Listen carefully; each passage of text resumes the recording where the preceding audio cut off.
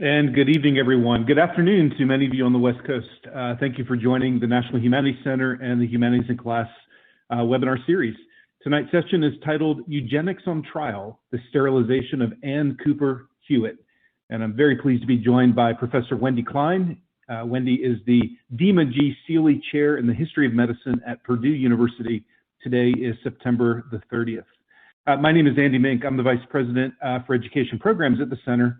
And on behalf of my colleagues and friends and staff, including Jira, who I believe is in the room right now, Mike and Meredith, I want to thank you for joining us. This is the time of year, I suspect, when things are really hitting you. The reality of teaching again during a pandemic is probably hitting you pretty hard right now. I always found that end of September, early October is when you're trying to find that rhythm with your students. You're trying to develop that sense of culture and community, and this is about the time when we probably feel pretty overwhelmed. And for that reason and many more, we appreciate you joining us tonight. It's wonderful to see so many folks from around the country, including a lot of colleagues and teachers from Virginia. That includes Amber Roberts. Hey, Amber's a good friend up in Albemarle County outside of Charlottesville. It's nice too to see our North Carolina educators represented. Lee Holder is with us tonight, as well as Amber, who's in Forsyth County to the west of me, closer to Winston-Salem.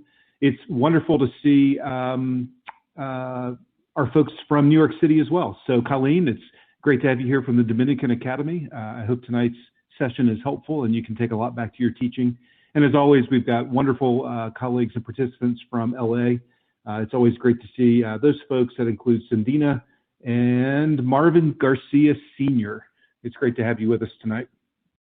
The National Humanities Center is located in Durham, North Carolina, and each year we focus on a particular aspect of the humanities to host an international conference. Of course, last year we wound up doing that virtually, which in some ways is better because it allows us to invite and bring in more participants from across the country and across the world. Before that, we generally have done it on site and in the building. This year, spring 2022, we will be focusing on medical and health humanities. So tonight's session with Professor Klein is really a good introduction to that concept of medical humanities, medical history, ways in which the humanistic perspective can help us understand these other seemingly STEM-related, science-related, proprietary kinds of topics. And so I hope that if you're intrigued by this and intrigued by the ways that you can explain and share with your students the value of a humanities perspective, regardless of what kind of career they plan to go into, particularly medicine, then I encourage you to keep a lookout for that conference information that'll be coming again in April. You can also find all this information and resources that we'll be sharing tonight in the Humanities in Class digital library. Your free library membership card will give you access to all of the materials that the center produces, as well as over 95 other humanities organizations. If you join the Humanities in Class webinar series group, you'll also have access to folders that correspond with each episode, each session. That does include tonight's session, where you'll find resources not only as readings and materials that Professor Klein has pulled together, but also instructional materials that Jeffrey Smith, tonight's TA, pulled together as well.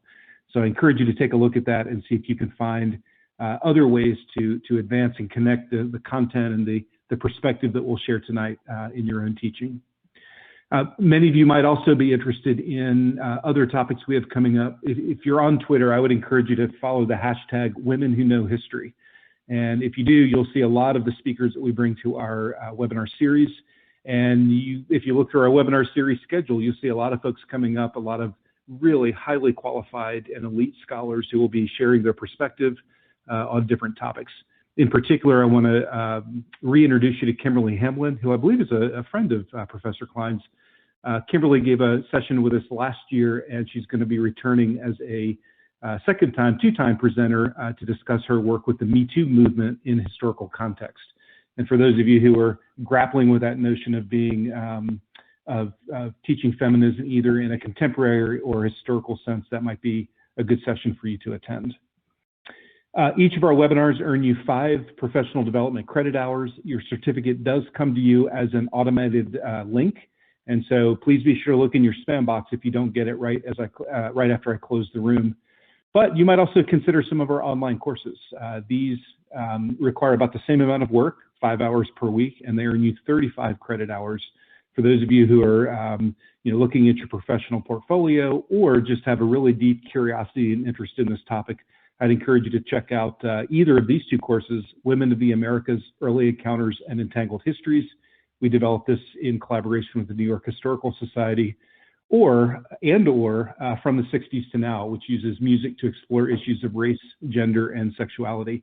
We designed this course with the Rock and Roll Forever Foundation in New York. As always, I do want to thank and acknowledge the contributions of our Teacher Advisory Council.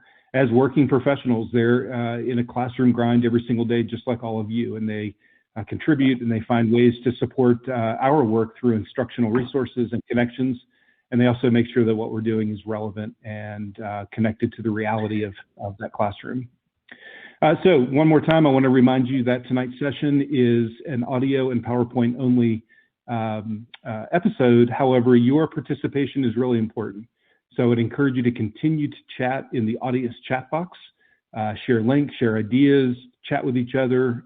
And if you have any formal questions you'd like to submit to Professor Klein, please use the Ask Professor Klein tab.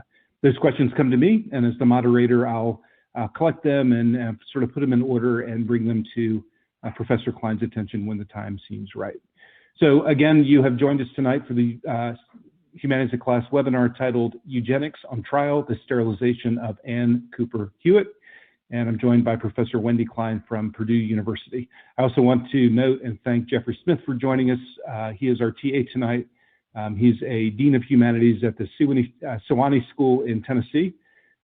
Jeffrey, again, just like all of you, is dealing with a million things right now. And so I really do appreciate him pulling together those instructional resources. Hey, Wendy, I think you hear me all the way out in Purdue. How are you? I'm good, Andy. How are you? You sound great. We really appreciate you joining and preparing tonight's talk. As I mentioned, I'll be bringing questions to you throughout. But I'd actually like to start, if you don't mind, by asking you to sort of set a base understanding of a particular concept for us. You just heard me mention, I think, that we are planning actually a medical humanities conference in the spring. And just recently, we've had some working meetings where several fellows involved in medical humanities have joined us. We've started to think about the topics we'd like to cover and the speakers we'd like to bring in. And the very first thing that was asked, and the thing that we spent the most time on, was to have some consensus around what this term medical humanities or medical history really is. Can you describe that to us? What exactly is medical history? Medical history or medical humanities? Because I'd argue they're two different things. That's the perfect segue. So define both of them for us then. Okay, you're putting me on the spot. I am putting you on the spot. I would argue medical humanities is probably just a more broad interdisciplinary approach. You know, medical history is looking at history through the lens of medicine as a sort of a category of analysis. Medical humanities, I would argue, would have more emphasis on an interdisciplinary approach, understanding literature, for example, sociology, sort of looking at everything but the, sort of scientific aspect of medicine Right. to look at its implications. But, it's interesting you asked that because I created a medical humanities program here at Purdue, and that was, the biggest challenge was trying to assess exactly how to define it, how to label it, what to call it, because there's some disagreement around that too, whether it should be medical humanities or health and society, all those buzzwords. But part of what I did when I created the program was kind of survey what else was out there and how other people are doing it. And one thing I learned was, there's a lack of consensus. Just as, we could say the same about some of historical terms like progressivism or eugenics, right? I mean, it all depends a little bit on what you want to get out of it. But I think for undergraduates, and when you want to just draw attention to the fact that there is more to medicine than simply, diagnosis and treatment and sort of scientific analysis, it just fleshes it out. It makes it so much more interesting. and approachable, I think. So many of us are intimidated by the more mathematical, scientific aspects of medicine, but here's a way in which we can really make a difference in terms of how we interpret data and what stories we tell around it. Boy, that phrase right there really captures it for me too, which is the stories we tell and the ways in which medicine and health and lifestyle and all those things can be enhanced by that humanistic perspective. So it's not just something we add on to the medical part, but it's a deeply important and essential way of approaching those kinds of topics. Thank you for living. Oh, sure. I was just going to add that, the pandemic, I was teaching my class called Death, Disease, and Medicine in the classroom when the pandemic hit. And, I think now much of our work has sadly been done for us, because I think now most people recognize the implications of something like this pandemic go far beyond, what we would just label as medicine per se, right? That the way it impacts all of us and societies in so many different ways and sadly a perfect advertisement for why medical humanities matters. Yeah, absolutely. Thank you for responding to that, and we'll keep that sort of in the background as we move through tonight's conversation. You can advance the slides at will, and again, I'll be bringing questions on occasion. Great. Thank you, Andy. Just a couple of things. I didn't realize you knew I was friends with Kimberly Hamlin. I'll just share also, not only are we friends, but she actually lives in my house because when I moved, I left University of Cincinnati after 14 years and moved to Purdue, and she bought my house. So I get to see pictures on Instagram and Facebook of my kitchen. It always feels a little bit odd, but delightful that a friend is living in that space. I also wanted to comment, since you were welcoming people from various states, I think it's interesting that in the audience tonight we have people from Virginia, North Carolina, and California, and I'd just like to draw attention, and hopefully we'll have time at the end of the session, but those are the 3 states of the 50 who have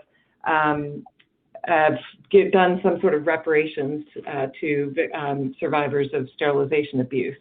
So just an interesting little fact there. Those are the 3 states that have been discussing it. So I also really love the fact that there is an Ask Professor Klein tab. I don't know that I've ever had that before, but it makes me feel special. I do need to warn you that we don't turn it off after tonight's session. You'll be getting questions really for the rest of the year. Okay, great. That's a joke. Okay, even better. Well, I'll go ahead and get started if that's okay, since we've got a lot to cover here. Do I have the go ahead, Andy? Yes, please, go ahead. Great. Okay. So what I want to do today is I'm going to tell you a story. Historians, of course, love to tell stories. But before I jump into the actual trial, I want to give you a little bit of background. I'd like to take you back to 1992 when I was a first-year graduate student, PhD student at the University of California, Davis, and I was looking for a research topic interested in gender, sexuality, race, ethnicity, and the progressive era. And I just sort of perused some materials in the California State Library, and I came across the following source. This is called the Report on Survey of the Sonoma State Home Waiting List by the State Board of Charities and Corrections.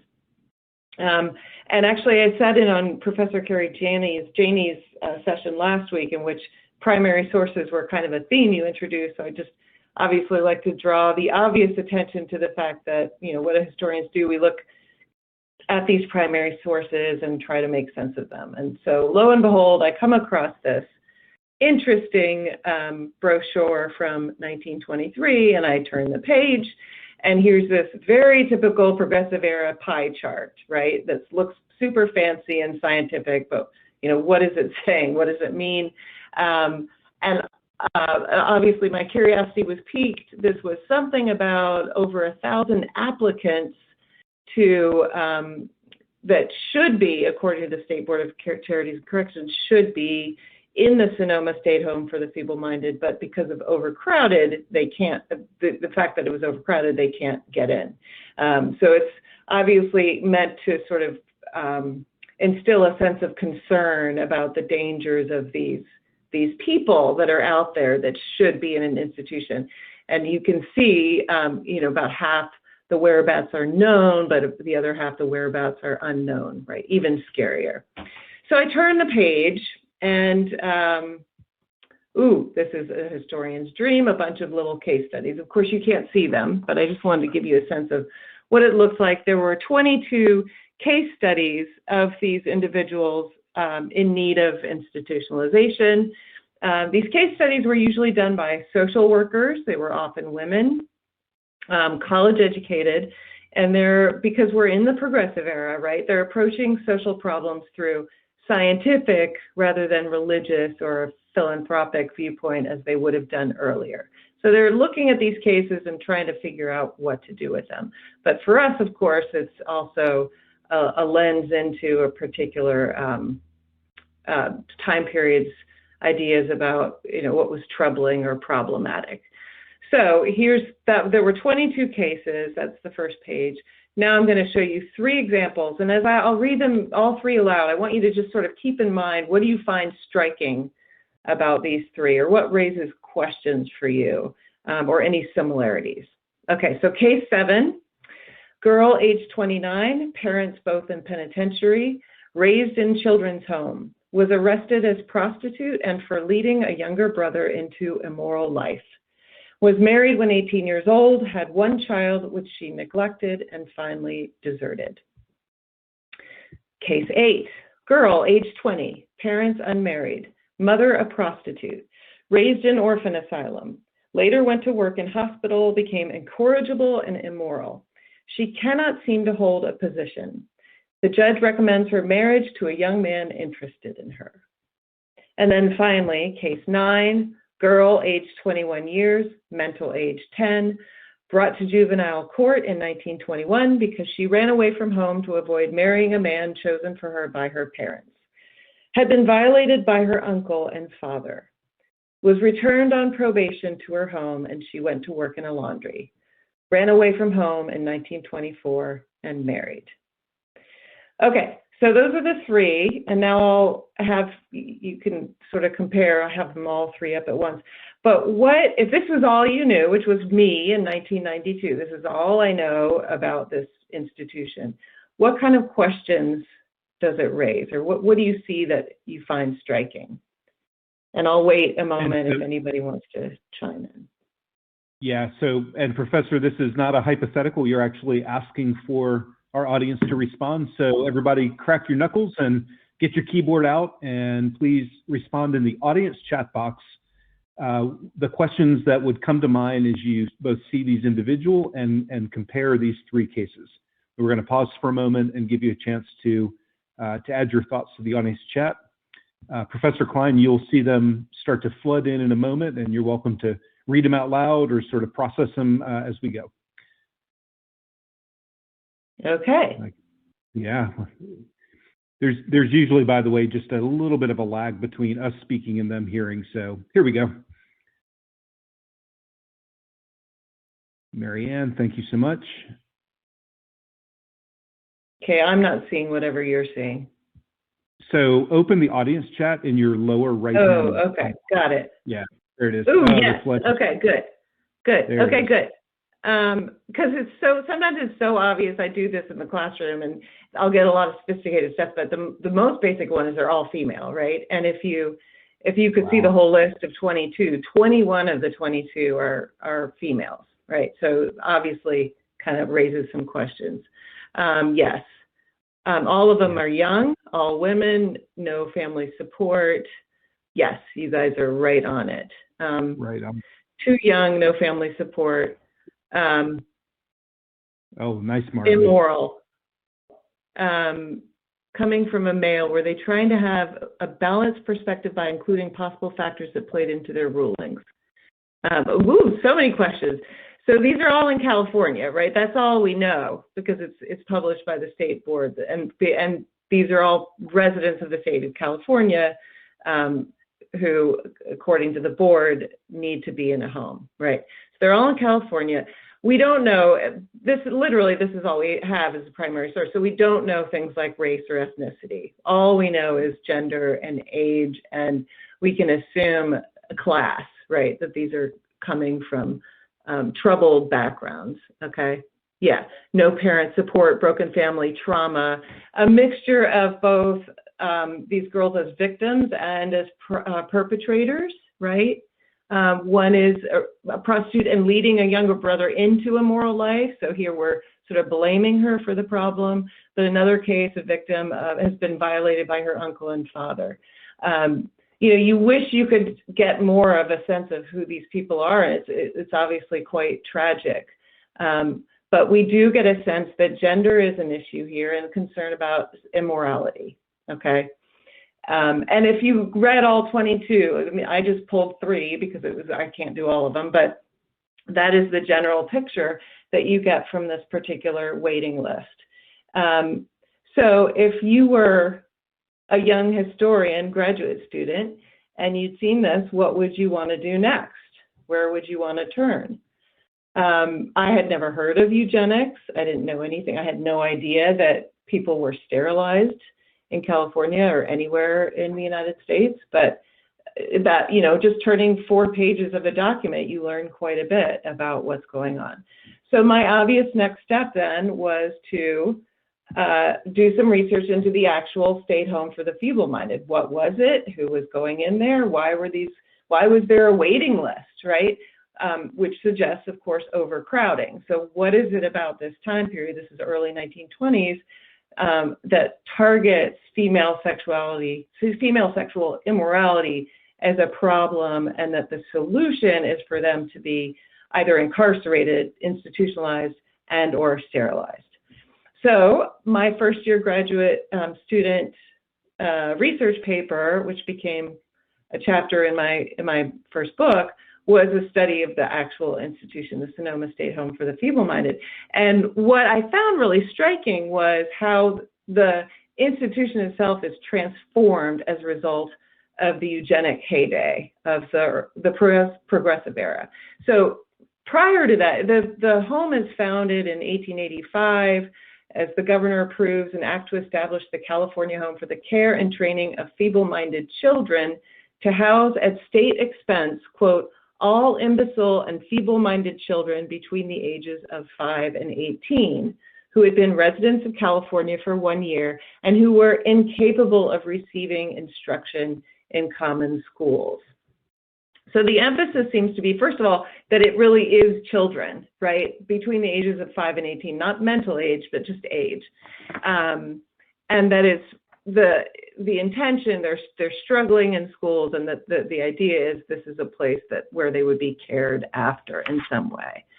But by the early 20th century, this emphasis on education and care was being replaced by a more custodial policy. So superintendents no longer concerned themselves with the educability or future usefulness of a feeble-minded patient. Instead, they worried about the potential dangers that these patients carried. So they shift their focus from the protection of the patients to the protection of society, right? So at Sonoma, and all the rhetoric around it shifts just dramatically from this is a place to protect patients, perhaps developmentally disabled, seen as victims, to a place to protect society from patients who are now seen as perpetrators, okay? And you see this again in the language. And this is helped by this new science of eugenics and its emphasis on heredity, which reshaped popular and professional perceptions of the feeble-minded, who are now no longer simply a burden, but a menace to the gene pool. Okay, so as a result, at Sonoma, they adopt a new policy that emphasized the need to segregate the feeble-minded from the normal population. So if you go back and think about that pie chart that I showed you, and this kind of the rhetoric, the sense of urgency that those people are out there, and we don't even know where they all are, but we've got to do something about them because they are a menace. Okay, so how do you find them? Right, we have these case workers from social workers, but in the larger sense of if the concern is now that a particular group of the population that are sort of dangerously floating out there as menaces, how do you get them in? This is where the new science of psychology plays a huge role, and the introduction of intelligence testing in the early 20th century. So I'm really just breezing over this because this is something I cover in the assigned reading, and I'm hoping some of you had the time to look at it. But basically, that this introduction of this concept that intelligence was something that could be measured, right, and standardized. And this is best exemplified in the intelligence quotient, or IQ, which quickly gained legitimacy in the United States as a scientific procedure and cemented the authority of psychology as a serious science. So intelligence testing, on the one hand, kind of buttresses the field, the discipline of psychology at this time, but it's also used as a tool for weeding out so-called mental defectives. Okay. Now, one of the most notorious psychologists that really cements this this conflation between immorality and feeble-mindedness and eugenics is a man named Henry Goddard. He's a psychologist at the Vineland. He's a psychologist and the superintendent of the Vineland Training School for the feeble-minded in New Jersey. And Goddard is really concerned in the early 20th century that state superintendents who are dealing with this so-called feeble-minded population he's frustrated at the lack of common criteria and the lack of consensus over the diagnosis and treatment of the feeble-minded. What was causing this? How do you diagnose and treat it, right? So he goes to France to meet Alfred Binet, a French psychologist who had come up with some criteria to differentiate between sort of the severe feeble-minded, a group that Binet called the idiot, who had a mental age of 0 to 2 years, and the imbecile, who had a mental age of 3 to 7 years. And by mental, this is the assumption that these people will never advance any further than that particular capacity. So Goddard goes to France, sees Binet, and I should add that in Binet's context, he never saw these categories as something that should be widespread or used in a larger population. This was simply a diagnostic tool for when you're dealing with a group of children, and you need to differentiate. But Goddard saw this as having much more potential. So he translates Binet's terms. He brings them back to the United States. But most importantly, he adds a term. Okay, so he wasn't happy with that. With the idiot and the imbecile. He believed that the real problem, the greatest threat to civilization's advance, lay with those who demonstrated a mental age of 8 to 12 years. Okay, which Binet didn't even come up in Binet's category. This group, consisting of those closest to a quote-unquote normal mental age of 13 or older, posed the greatest danger, in his opinion. So Goddard argued in 1910 in front of the American Association for the Study of Feeble-Mindedness the following. He said, "We need a name for this high-grade group for many reasons.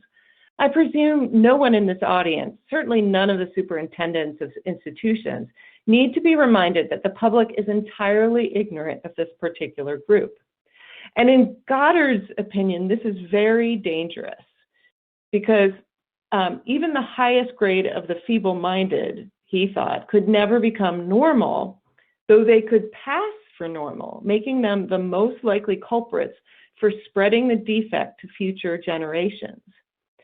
So rather than trying to disguise or ignore these disabilities, physicians and superintendents needed to underscore them, to sort of bring them out. So Goddard needed a word that would carry scientific legitimacy, and it's laughable to us now, right? But at the time, this is what he thought, and arouse public concern. for, as he stressed, physicians needed public assistance in hunting out the high grades. Think again of the pie chart and the whereabouts unknown. How are you going to find them? So he needed a term, but he didn't think there was one in the English language which adequately expressed the distinctiveness and urgency of their condition. So Goddard therefore constructed his own term from the Greek word for foolish, or moronia, and the result was the diagnostic label of the moron. So just to recap, within the science of mental testing, you have Alfred Binet comes up with this categories in 1905. Goddard translates them, brings back idiots, mental age 0 to 2, imbeciles 3 to 7, adds morons, his invention, with a mental age of 8 to 12. So thus christened morons, patients emerged in the 19-teens as a distinct category of deficiency that posed a particular challenge to progressive culture. So let's think about the term for a second. It's decidedly vague. It claims to represent those with a mental age of 8 to 12 years, which gives diagnosticians great leeway in determining who fit the category. By adding moron, the moron class, to the definition of feeble-mindedness, Goddard effectively broadened the scope of mental deficiency to include a wider range of symptoms. And the story I'm going to tell you today in the Ann Cooper Hewitt sterilization case only happens as a result of this, okay? We have to sort of stretch the imagination here to think about how you can capture this wider range of symptoms simply by the introduction of this new diagnostic category. It essentially blurred the distinction between what behavior was unmistakably normal and what was pathological, allowing for new social symptoms such as unwed motherhood or prostitution to permit a diagnosis of feeble-minded. In other words, simply being called a prostitute could now introduce the idea of mental deficiency. By the very nature of being a prostitute or being accused of prostitution, you could equally then inherit the term of being a moron. Okay, how does he do this? Goddard's central evidence for the dangerous and prolific nature of morons was set forth in his own popular work called The Kallikak Family. In this study, he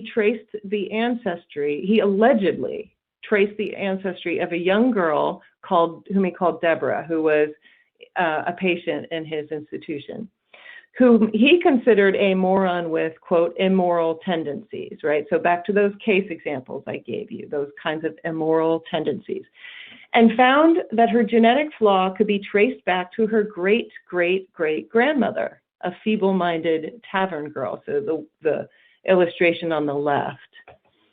From this one tavern girl, he claimed, had come 143 feeble-minded descendants, including alcoholics, prostitutes, and criminals. Deborah's great-great-great-grandfather, Martin, had then married a prominent Quaker woman after his affair with the tavern girl, so the woman on the right of your screen with the little Quaker hat. And from this union came hundreds of upstanding citizens. Deborah had had the misfortune of coming from Martin's first union, thus inheriting the defective gene, while her half-siblings profited from the strong genetic stock of both their parents. Now, Goddard, never one to choose a name without significant meaning, invented Kallikak from the Greek words for good, kalos, and bad, kakos, to emphasize the inevitable destruction of worthy families through a moment of transgression. Now, it may be obvious to you guys, but I'll just point to who's the guilty party in this transgression. It's not Martin per se, it's the tavern girl. So this study is incredibly influential, but he's not alone. I don't want Goddard to be the only, sort of bad guy in this story. A lot of psychologists are buying into this notion, including Dr. Lewis Terman, a psychologist at Stanford University, who also played a major role in the development of IQ testing. And some of you may remember or have taken what was called the Stanford Binet test, intelligence test, named after the combination of Alfred Binet and Lewis Terman at Stanford. Terman surmised, quote, that every feeble-minded woman is a potential prostitute. So an assumption that led him to stress the importance of diagnosing and segregating female high-grade defectives of childbearing age. The key, he argued, lay in the widespread use of his intelligence test. So again, the importance of the test here. Writing, quote, it is safe to predict that in the near future, intelligence tests will bring tens of thousands of these high-grade defectives under surveillance and protection of society. It is hardly necessary to emphasize that the high-grade cases of the type now so frequently overlooked are precisely the ones whose guardianship it is most important for the state to assume. Why? He's supporting Goddard here. These are the ones that are most likely to pass as normal. A lot of this language is coming out during World War I, and there's a concern about prostitutions infecting soldiers, the military. Some of those are rounded up in San Francisco and shipped out to the Sonoma State Home and put in a high-grade moron colony there. So a literal concern of this spreading of disease, both morally, mentally, etc.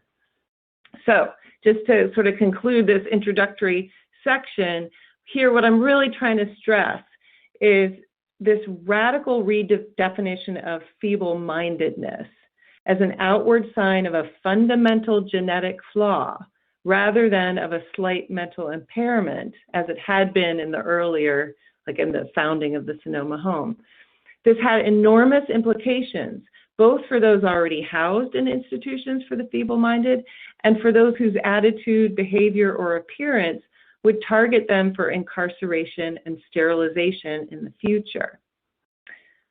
The person labeled mentally deficient was no longer deemed an object of curiosity or sympathy, but as a threat to the genetic health and the stability of the race. And here just two more images that the other concern, of course, and this is very progressive era typical, is the cost, right? That this is costing taxpayers money. We pay the cost. So according to this new definition, nothing in the environment, no amount of education, training, or nurturing could alter the destructive potential stored within a feeble mind. And because feeble-mindedness had never been a precise diagnostic term to begin with, it was easily manipulated into a catch-all term for any type of behavior considered inappropriate or threatening. Okay, so we have this eugenic theory, and we have a rationale, a sense of urgency, something needs to be done, these people are out there, whereabouts unknown. What do we do about it in the name of progressivism? Well, the obvious next step is going to be legislation. Okay, so I'm focusing on California here. The first state to enact a sterilization law was Indiana in 1907, but California followed in 1909, provided for sterilizing inmates of state hospitals and at Sonoma, as well as convicts in state prisons, when such procedure is for the physical, moral, or mental welfare of the inmate. That is revised in 1913. It's expanded to any patient may be sterilized whether with or without consent of the patient. So note again, in 1909, it's when it's to the benefit of the inmate. By 1913, that's sort of not the concern. The bigger concern is we don't need consent anymore. And then the final version, 1917, the law now applied to all those, quote, suffering from perversion or marked departures from normal mentality, unquote. So just think about that for a moment, that language. Who is that going to protect or target if we're now even sort of beyond the boundaries of an institution per se? And the other point I want to make before I jump into the trial is the assumption that the rise of intelligence testing is based on the idea that there is something called mental normality or normalcy. but they're creating that by measuring what they see to be abnormal. This is all sort of new in the early 20th century, this notion that there is something that's measurable, that can be seen as normal, and you contrast it to the abnormal, and then you pathologize that group of people. So this is sort of the way in which it follows through. California is the state that sterilizes the most under the eugenic sterilization law. Approximately 20,000 people are sterilized in the state under eugenic sterilization laws, which represents about a third of the entire country. About 60,000 people were sterilized under eugenic sterilization laws. Okay, you ready for me to move on? Well, let's pause for just a moment. I've got a couple of questions that are queued up, and this might be a good time to do so. I know you've spoken about this already, but I think I'm going to ask you to flesh out a little bit. This comes from Krista. Krista's in Palisades Charter School in California, and initially she referred to the comic that you displayed on the IQ test, and you've mentioned a couple of times the inherent that the IQ test has flaws inherently. Can you expand on that a little bit? Tell us a little bit more why the IQ test is flawed and how what its shortcomings are. Sure, and actually, Andy, I was tempted to start the way I often do when I lecture for undergraduates. On my eugenics lecture, I start by handing out the test, the Army Alpha test from 1918, which was given to 1.7 million men in the military to try to assess their intelligence, and there's a huge shock as determined that the majority of those tested come out as score as morons. So concerned about the weakness entering World War I or in that era, the mental weakness. So I loved showing that, and if anybody wants to see it, I can direct them to where this test is, because you walk into your classroom, you hand out a test, and everyone gets really serious and nervous, and they get out their pencil, and so I do that, and then they read the questions and they start laughing because they're ridiculous. There's no way it's a measure of intelligence. It's a level of your familiarity with popular culture. It'll be a question about the name of a card game or a particular. My favorite are like an advertisement, from the radio that you're supposed to know who it is. Well, who's going to know that? People who have access to a radio, who speak English, et cetera, et cetera. That this is the notion was just absolutely absurd that at least the way in which these particular questions were constructed measured anything other than your familiarity with a particular culture. And of course, when you take an intelligence test that's over 100 years old, you get a sense of you are literally a foreigner to that. The same way, these were tests that were also given to immigrants at Ellis Island. You get a sense of how that geographic distance as well, if you're not familiar with these terms. So I'm not trying to trash all of psychology and the whole notion of IQ testing, but the early versions of it were, just tragically flawed because of this assumption that there was this, this gene that measured and sorry, I'm not saying it correctly, that you could assess a person's natural ability based on these questions that clearly had nothing to do with natural ability. Right. But it's classic progressive error, right? Because this is what, statisticians, scientists are trying to quantify everything because it makes them look, more modern, more scientific.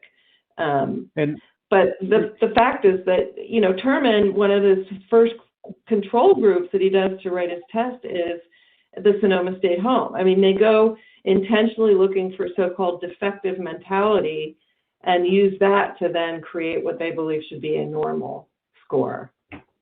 Right. Great, thank you. Next question comes from Jenny. Jenny's at Walton High School in Marietta, Georgia, and she's wondering the following. How much of this eugenics legislation and practice was merely directed at stopping women from having the audacity to have sex and children out of wedlock, or being easy to manipulate into sex? And how skewed was it by the application of race? Okay, those are really good questions. Do you mind reading it one more time? Certainly, and you can also see it right in the middle of your screen at the bottom. It's question 8. Okay. So I'm going to read it again. So, in fact, I'll split them up. How much of the eugenics legislation and practice was merely directed at stopping women from having the audacity to have sex and children out of wedlock, or being easy to manipulate into sex?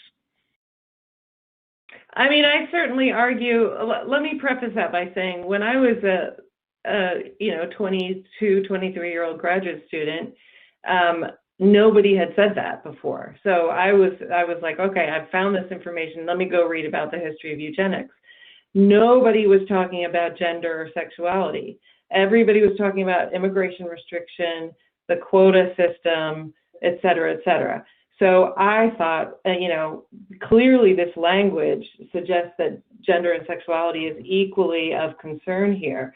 So, I would argue it was front and central. This was one of the biggest concerns among particular members of the elite, that society was changing in part because these women were not fulfilling their roles as wives and mothers. They were going to college and doing other stuff. So I would say it has a lot to do with it. But we're, as historians, we're also just having to guess to a certain extent. We don't have pure evidence of what every single person thought, but it's certainly in the language. Race, clearly a factor. In the work that I did in the early days of the Sonoma home, actually a majority of the patients were white. Many of them tended to be second generation, so the children of immigrants, but that changes quite a bit. And if you read the final reading, the targeting of Latina women becomes quite strong later in the decade.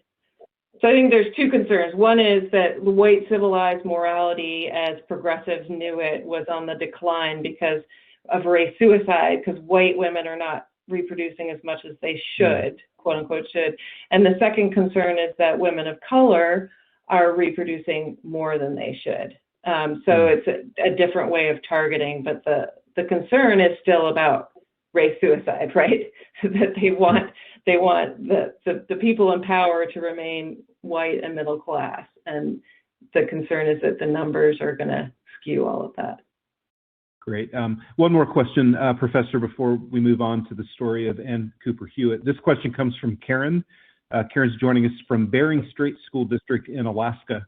And she's wondering if you can position the story that you've told so far with the suffrage movement, which is also starting to come to fruition in this period of time.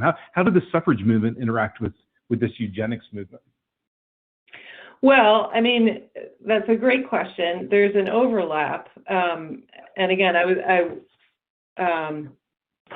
I will refer to this momentarily. But one of the things that's interesting about eugenics is, like the term progressivism, it was intentionally vague, and so there were a lot of people that I think might surprise us today that supported eugenics as a principle because of it was vaguely worded.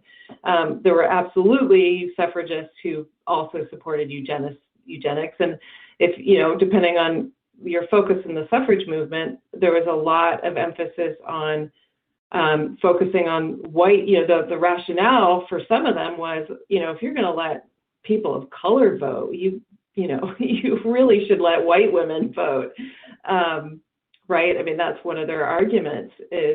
Part of the suffrage movement is quite racist, not all of it, but there were certainly members of that movement that believed and supported some of this eugenics stuff. But it's a kind of a messy thing, They don't all self-identify with one group or another, but there is definitely overlap. Fantastic. Thank you so much. Why don't we go ahead with the PowerPoint and the next part of the story? Okay, great. All right. So now we get into the fun stuff. So I'd like to tell you a story about what happened to a young woman by the name of Ann Cooper Hewitt, who was living in San Francisco in the 1930s. And she was no ordinary woman. She was the sole heir to the Cooper Hewitt family fortune. And she's certainly, I'll add, not representative of the case studies that I started with, right, in terms of class. But the behavior that would get her into trouble was fairly ordinary for her generation. She was willful, independent, interested in the opposite sex, and willing to take risks. Now, in August of 1934, she went into the hospital for an emergency appendectomy, and she came out sterilized. Why? Her sexual behavior suggested to her mother that she posed a threat to society and therefore should not be allowed to reproduce. Therefore, at the request of her mother and after a state psychologist pronounced her a moron, 2 surgeons tied her fallopian tubes when they removed her appendix. Now, when Ann found out what had been done to her 2 years later, she sued her mother and the surgeons. Immediately afterwards, the state opened a criminal investigation as well. But when the criminal case went to trial 8 months later, the judge dismissed it as a useless expenditure of public funds. Sterilization was not a crime in California, nor in 29 other states that had similar eugenic sterilization laws. Eugenicists hailed the decision as a smashing victory, a milestone in the judicial history of sterilization, because it allowed for sterilization in private practice, not just in state institutions, thereby widening the parameters and influence of eugenic sterilization. In addition, the case also offered free publicity. Between January and August of 1936, it hit front page newspapers across the country. So, for example, the New York Times offered readers nearly 50 articles on Ann Cooper Hewitt. No other case about eugenics received such coverage before or after in the early period. Even the well-known Buck versus Bell Supreme Court case of 1927, upholding the constitutionality of eugenic sterilization, failed to capture public attention and stimulated no editorial comment. So there was something about this case that was appealing to the media. And that's the story in a nutshell, and I'm going to return to it in greater detail later. But what significance does this trial have beyond the sensational? And this is something I've thought about over the last couple of decades, right? This is the point at which, when I'm telling this story, people's jaws kind of drop in horror. It's a disturbing story, but the challenge for all of us as educators, I've learned, is how to get beyond the sensational. Because sensational usually suggests unique, would never happen here or now mentality. It can ultimately kind of weaken or belittle the meaning behind the story because it just seems so outrageous. So I wanted to do something differently with this. What is the historical significance? What can it tell us about eugenics, gender, and the family in 20th century America? So I was grappling with this. 2 things came to mind. And the first gets back to, was it Karen? The question of the suffrage and defining eugenics, okay? Because again, there was very little consensus on what eugenics actually is. Like progressivism, it meant different things to different people. Basically, it was a movement and ideology that believed the way to strengthen the race was by regulating fertility, and gender was central to this. But as I mentioned, when I was starting this research, nobody was talking about, no scholars were kind of looking at the role of gender or sexuality in the eugenics movement. I like to show this slide. It's from the American Eugenics Society, I believe, 1923. It's their logo. Because here, they're basically trying to say eugenics is everything. I don't know how clearly you can see it, but it's this notion that it's this flowering or this cultivation of all of these different roots, politics, science, religion, law, in this context, they're not in conflict. They're all harmoniously coming together in the name of race betterment. Eugenics is the self-direction of human evolution. It's almost this inevitable flowering. So, that's the extreme they take it. It's just sort of, it's all positive in this picture. But again, I'm just pointing to the idea that it was an amorphous, and I think intentionally so, and therefore people could kind of do with it what they wanted. But so my role historiographically was I was challenging sort of the way that historians had come to classify eugenics. So that's the one issue. The second one that this story raises is about timing. There's a problem here. The year is 1936, and this is suspicious because most historians had claimed that eugenics had lost all authority and influence by the 1930s. So I found myself arguing against the following couple of claims by other historians. The first one, this: by the 1930s, the popularity of eugenics declined precipitously, not only among social scientists and biologists, but among the public.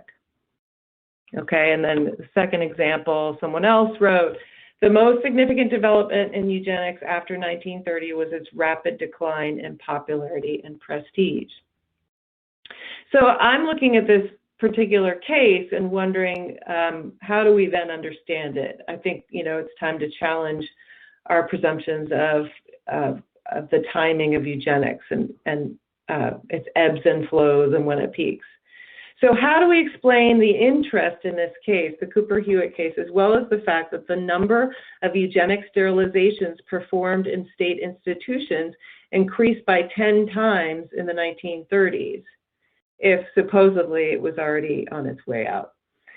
So we need to put the case in the context of its time. Now, historians do have a point. Eugenics did, in fact, come under attack in the 1930s.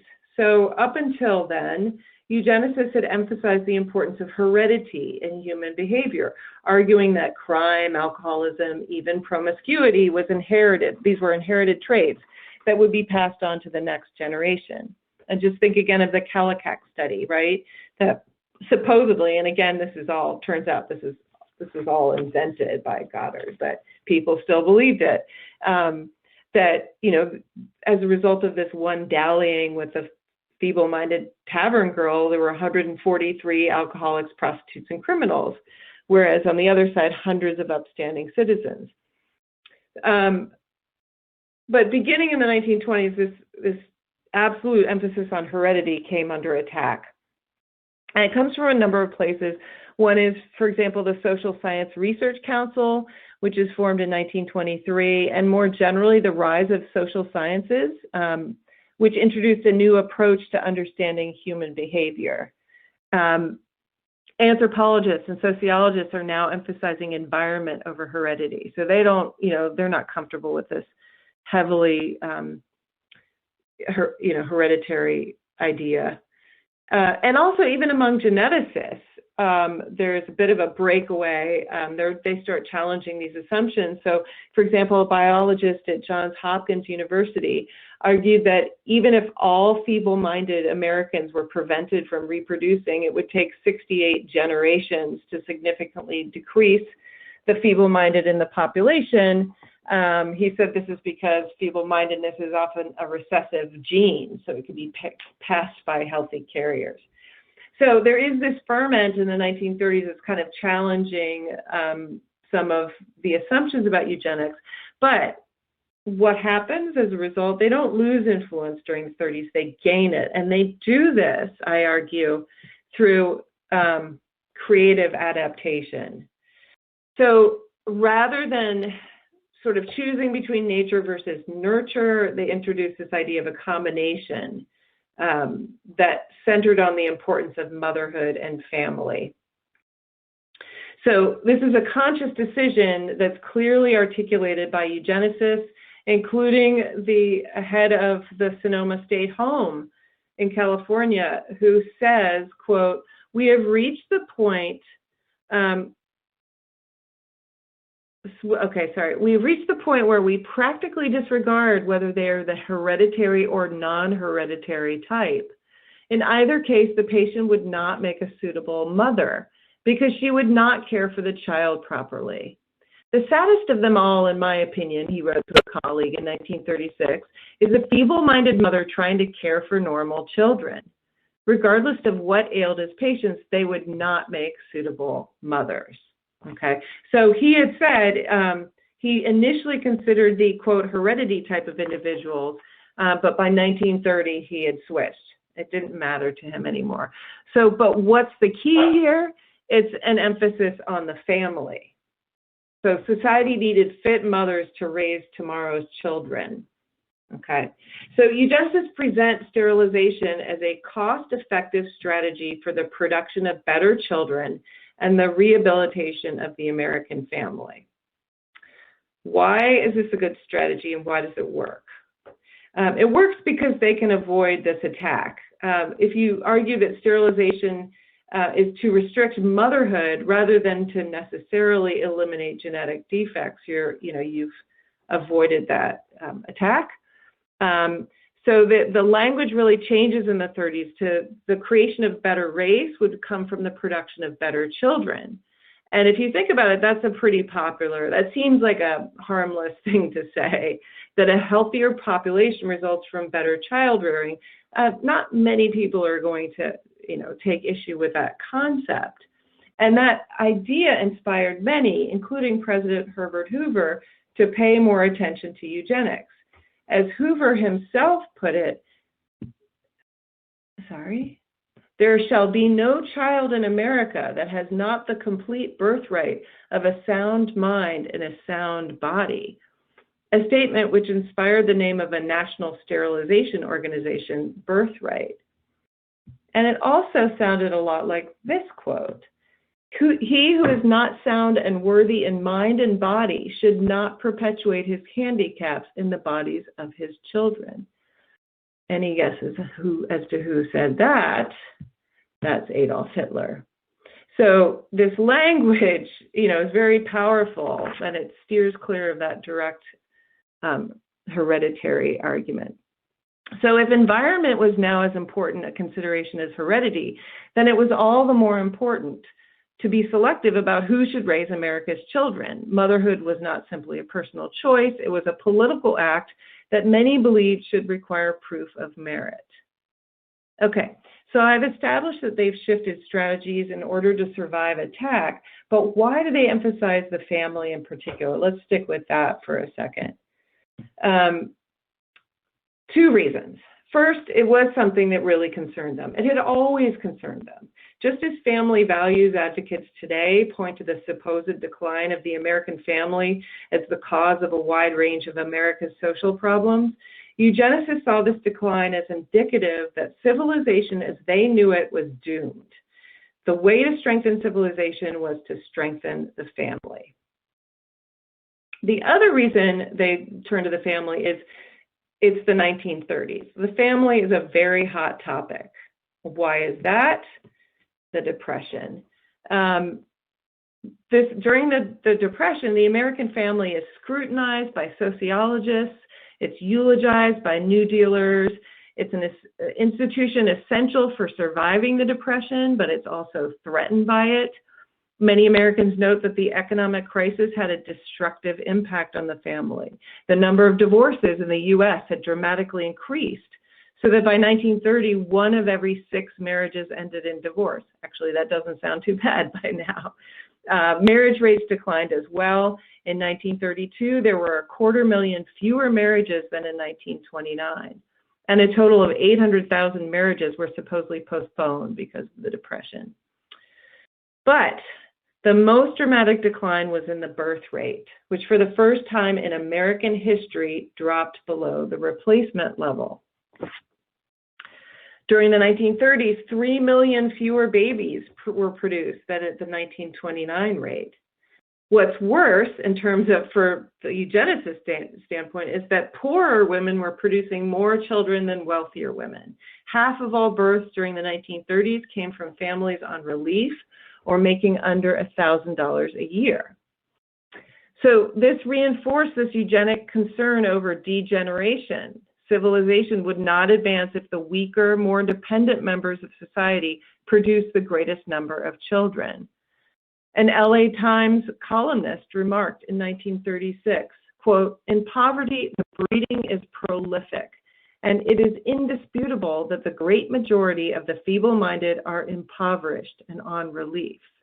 So notice it's turned to class here rather than heredity. So eugenicists worried about the destructive impact of the depression on the family, but for them, the depression was merely a symptom, not a cause of family decline. The depression merely revealed how unstable it had become. They argued that promiscuity, not poverty, was at the root of family pathology. So what's the real problem? Who is to blame for these demographic trends? She is. 1920s culture. What do you think of when you think of women? The rise of the new woman, the flapper, the self-indulgent woman, this emphasis on female sexual pleasure and independence equals for them the widespread desertion of domesticity. As one eugenicist explained when he was addressing students at UC Berkeley, quote, "Women were destroying civilization by turning away from their natural modes of expression in the home and family."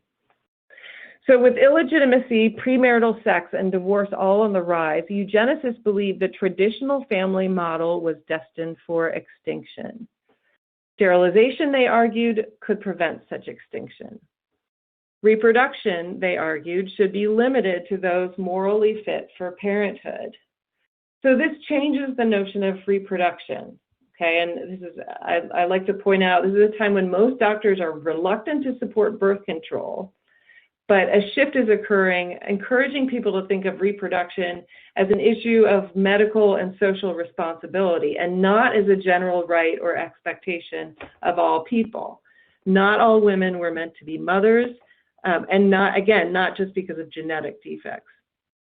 As one argued in 1936, probably the most powerful argument for sterilization today is that which urges that no feeble-minded person is fit to be a parent, whether or not her condition is hereditary and therefore likely to be genetically transmitted. So as a result, sterilization actually gained supporters in the 1930s, contrary to what these earlier historians claimed. Incorporating an environmental justification for sterilization paved the way for its greater use as a way to salvage the American family. For example, Dr. Gladys Schlesinger, addressing the New Jersey Health and Sanitary Association in 1937, emphasized the right of every child to have competent parents. Again, that sounds like the Herbert Hoover / Adolf Hitler quote. Children should not be entrusted to just anyone. The same regulations and restrictions should apply to parenthood as teaching, nursing, and other services. Given that a child's personality could be made or marred at home, it was all the more important to protect children from the wrong kind of parents. Sterilization would ensure this by sparing many unborn children the affliction of being born to unqualified parents. Schlesinger concluded that it was society's obligation to encourage the burden and responsibility of parenthood in the best and withhold it from the worst individuals of each generation. So, if we return to the Cooper Hewitt case, it's now clear that Ann was sterilized because certain people, including her mother, believed that she was unqualified to mother. She therefore fit into Schlesinger's category of worst individuals. So Ann's story, debated by legal experts, sensationalized by journalists, and followed by millions, introduced sterilization as a family-centered solution to the problem of female sexuality. Newly packaged with greater appeal to a 1930s audience, eugenics addressed issues relevant to a majority of Americans, the survival of the family, and the importance of environment to human development. Portrayed in a eugenic narrative, fertility left unchecked had dangerous implications for both individual families and American civilization. Okay, so on January 7th, 1936, based on testimony from Ann Cooper Hewitt, the San Francisco Municipal Court charged Ann's mother and the 2 surgeons who had sterilized her with conspiracy to commit mayhem and issued warrants of arrest based on invasion of personal rights. Over the next 8 months, family members, health professionals, and other witnesses constructed 2 competing narratives in what came to be called the daughter versus mother drama. In one, Mrs. Hewitt was a conscientious, indulgent, and loving mother who sought only to protect society and a dangerously oversexed daughter from her own mental and moral incompetency. In the other one, Mrs. Hewitt was an abusive mother who deprived her neglected but otherwise normal daughter of love, education, and her right to reproduce. By focusing on the construction and use of these competing narratives, we can explore the multiple meanings of the trial to those involved in and witnessing the drama. But at the heart of this is very basic. Both subjects were on trial for the same crime, and that was their incapacity to mother. The prosecution argued Mrs. Hewitt's inability to control Ann stemmed from her failure as a mother, whereas the defense charged that Ann herself would never be a desirable or competent mother, thus justifying her sterilization. So the significance here is that both centered their arguments within the context of family. And again, from everything I've said, I think it should be clear why that was such a huge focus in the 1930s. The case underscored that family pathology was not just a problem of the Depression era poor. The real problem was not financial, but feminine. Both mother and daughter had deserted domesticity, violating their prescribed gender roles at a time when such prescriptions were deemed crucial to social survival. So the prosecution portrayed Hewitt's mother as a failure at both motherhood and marriage. They referred to her as, quote, Mrs. Marianne Brugiere Denning Hewitt Derlinger McCarter, flaunting a string of names that represented 5 failed marriages. Though her marriages had left her in a position of great affluence and made her a socialite known in San Francisco, New York, London, and Paris, she had ultimately failed as a wife and as a mother. Throughout Ann's childhood, she failed in her duty as a mother and guardian and shamefully neglected Ann's education. Though she was one of the wealthiest women in the United States, she deprived Ann of material goods. And as a result, Ann was virtually the prisoner of her mother, a victim of cruelty, forced to live with hardly more than the bare necessities or comforts of a poorhouse waif. In a public statement, Ann reinforced this portrait of her childhood. I had no dolls when I was little, she began, and I'll have no children when I'm old. That's my story. Described as timid and nervous, she confessed to an unhappy childhood in which her mother frequently kept her locked up and called her an imbecile. Instead of being nurtured by her mother, she watched much of her fortune disappear, she claimed, as her mother had squandered hundreds of thousands of dollars of Ann's money at gambling resorts around the world. 3 nurses who had attended her after the sterilization operation validated Ann's claims of abuse. Grace Wilkins recalled that when hired to take care of Ann, she was told that Ann was a mental case. Yet after only half an hour in attendance, she believed that Ann suffered not from mental deficiency, but from abuse. Over 3 months, Wilkins witnessed Ann's letters and phone calls censored by her controlling mother. A second nurse assisted in Ann's sterilization, but also found her to be entirely normal. And a third, who cared for Ann during her month of convalescence, testified that her mother was cruel, inhuman, unnatural, and inconsiderate. Describing Mrs. Hewitt's late-night drinking parties, she noted that Mrs. Hewitt did not conduct herself as a normal mother would. So, witness portrayed Ann as a timid, undeserving victim of her mother's greed and wrath. Ann was normal. Her mother was monstrous and inhuman, incapable of performing the duties of motherhood. So here you have Mrs. Marianne Hewitt symbolizing the poisonous effects of the 1920s hedonistic culture on the Depression-era family. What do we hear about her? She's an independent woman. She's a traveler. She's a drinker. She's a gambler. She gives birth to her daughter out of wedlock. She only marries Ann's father afterwards. She's the perfect example of all that had gone wrong with modern woman. So in this narrative, it was she, not Ann, who posed the greater threat to the family's survival. Okay, but the other side, of course, argues the reverse.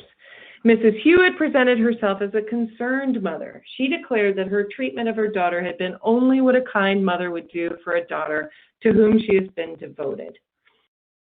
She had a doctor who was a close friend testify that Ann was born prematurely, weighing only 3.5 pounds, and required careful nursing. So Ann's survival itself, he argued, was proof of Mrs. Hewitt's exceptional motherly care. Mrs. Hewitt tried to give her a good education and sent her to the best of schools, she explained, but unfortunately Ann was not interested in furthering her education and had to be withdrawn. Though Ann's lawyer testified that the daughter lived like a poorhouse waif, Mrs. Hewitt argued that she had lavished Ann with expensive clothing and gifts. Ann's stepbrother came forward to defend Mrs. Hewitt and declared that his mother had bought her 40 pairs of shoes, a dozen evening gowns, and 30 hats, and that twice she had made trips in special railroad cars to ensure privacy for her pet dog. His testimony was supported by a buyer for the New York firm of J.M. Gidding and Company, who claimed that Mrs. Hewitt spent $35,000 a year on clothing for her daughter. And these included expensive furs, imported lingerie, and the most expensive articles in children's dresses. As evidence of her hardship with an obviously backwards child, Mrs. Hewitt presented records of doctor's reports dating from a 1924 trip to the south of France, where 2 different doctors determined that Ann suffered from retarded growth, in quotes, and arrested mental development, which had led to instability of mind and impulsive tendencies. So these reports supported the findings of the San Francisco Board of Health Psychologists, who concluded just hours before the sterilization operation that Ann would, quote, never develop intellectually beyond the level of a high-grade moron, unquote. So Mrs. Hewitt used this evidence to argue that she had Ann sterilized not out of personal greed, but out of maternal concern. It was not that she didn't want Ann to have children, she explained, but that she feared her mental condition would lead her into moral difficulties. Even the surgeons justified Mrs. Hewitt's actions as those of a caring mother, and one even claimed he would have done the same thing had it been his own daughter. The operation, her lawyer explained, was performed both for Ann's own protection and for society's sake. Why? Here we get into discussion of, quote, Ann's erotic tendencies, which had led her into a great deal of trouble. In 1932, at the age of 18, she became infatuated with a chauffeur and planned to run away with him. Her mother found love letters written by Ann that justified their immediate destruction, and paid thousands of dollars to ensure that they were destroyed. And allegedly, one particularly ardent letter contained locks of hair both from her head and her pubic region. In addition, Mrs. Hewitt believed her daughter to be, quote, easily infatuated by men in uniform, addicted to masturbation, and familiar with a hotel bellboy and a Negro porter on a train. Ann's mother had spent years monitoring her daughter's actions, trying to block Ann's infatuations from culminating into something more serious.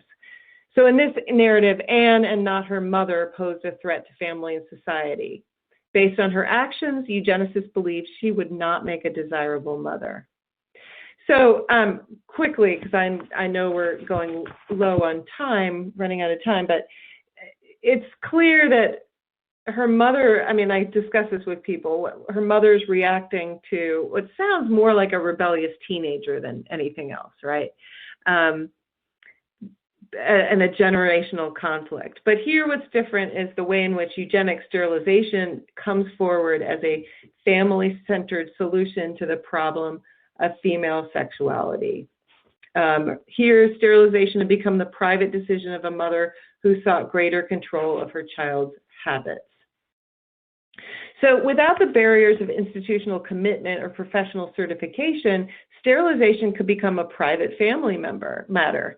If used conscientiously, as sterilization advocates hoped it would be, this family model would have a far greater effect on improving civilization than any public institutional model would. So eugenicists who are following this case quite closely had much to gain. If the surgeons were acquitted, sterilization might become a legitimate and common procedure in private practice. But how could the defense counter the charges that Ann's individual rights had been violated? Keep in mind, the doctors were charged with conspiracy to commit mayhem, because by removing her fallopian tubes, they had taken away her right to reproduce. The defense, however, drew on eugenic expertise to counter this claim. The surgeon's attorney, I.M. Golden, contacted and that really is his name, I.M. Golden, contacted a well-known eugenicist, Paul Papineau, for advice on the legal aspects of this case and asked him to testify as an expert witness. Golden explained his strategy, saying, "What I'm going to try to prove is that according to experience, it is well, both for society, for the individual, and for the family group, that morons be sterilized." But he wanted to know what Papineau thought of the matter. Should she have been sterilized? Papineau responded, "I suppose we should all answer negatively the question whether a young woman such as you describe would be a desirable mother." Significantly, Papineau was not concerned about whether or not Ann's reported abnormalities were hereditary. Though this was his specialty, he did not believe it was particularly the issue in this case. Instead, he based his answer on her suitability as a mother. I'm going to jump ahead a little bit, just in the interest of time. So after months of collecting evidence to sway the jury, the defense and prosecution came face to face in the courtroom in the courtroom of Superior Judge Raglan Tuttle to try the surgeons. They selected a jury of 12 individuals whose task was to determine whether the surgeons were justified in depriving Ann Cooper Hewitt of the right to motherhood on eugenic grounds. But Judge Tuttle never gave the jury a chance to make a decision, for after less than a week, he dismissed the case as a useless expenditure of public funds. He believed the prosecution had failed to make a case against the defendants. Though the prosecution attempted to appeal the dismissal, the state Supreme Court declined to reopen the case just 1 week later. So sterilization advocates, relieved at the decision, recognized its significance. The widespread coverage, the focus on the family, and the judge's dismissal all served to popularize sterilization as a moral solution to the problem of female sexuality. Sterilization advocates were no longer required to provide proof of hereditary deficiency. Questionable sexual behavior was justification enough for sterilization.